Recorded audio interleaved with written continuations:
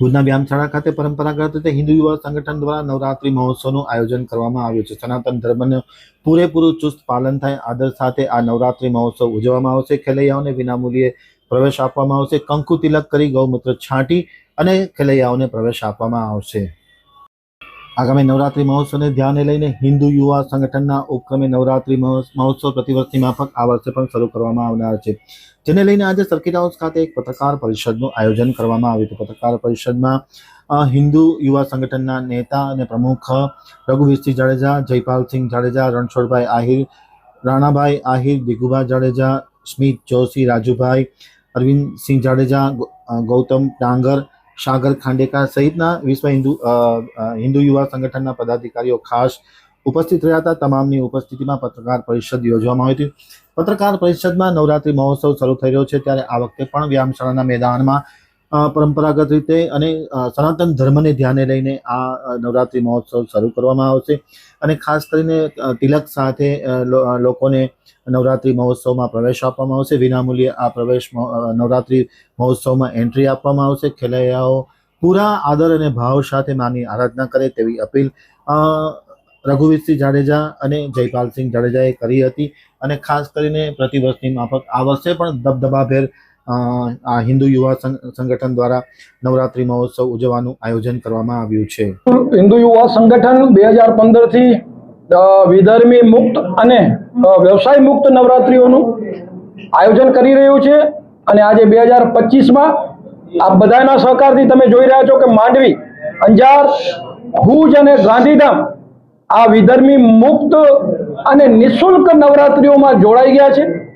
હજી પણ અમે પ્રયત્ન કરશું કે આવી નવરાત્રીઓનો વ્યાપ વધારેમાં વધારે વધે અને ધર્મ શું છે, ધર્મના નિયમો શું છે એનું પાલન થાય અને હિન્દુ સમાજ આ મુહિમ સાથે જોડાઈ અને નવરાત્રી જેવા પવિત્ર તહેવારનું જે રીતે વ્યવસાયીકરણ થઈ રહ્યું છે, જે રીતે લવ જેહાદીઓને નવરાત્રીઓમાં બોલાવી રહેવામાં આવ્યા છે, જેને ધર્મ સાથે કોઈ નિસ્બત નથી, જે નારી પૂજા શક્તિ પૂજામાં માનતા નથી, આવા લોકોને નવરાત્રીઓમાં પ્રવેશ ન મળે.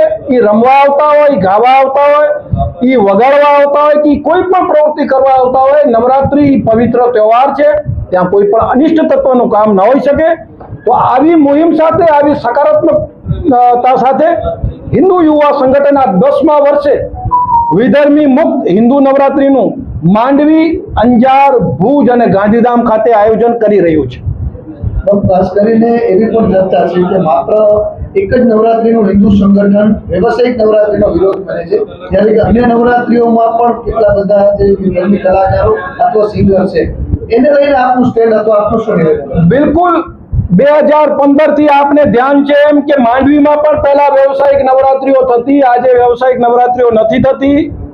અંજારમાં પણ પહેલા વ્યવસાયિક નવરાત્રીઓ થતી, આજે વ્યવસાયિક નવરાત્રીઓ નથી થતી. તો આ બધી નવરાત્રીઓ વિરોધ કરવાથી જ બંધ થઈ છે. ભુજમાં પણ આ નવું ગતકડું હમણાં સામે આવ્યું છે.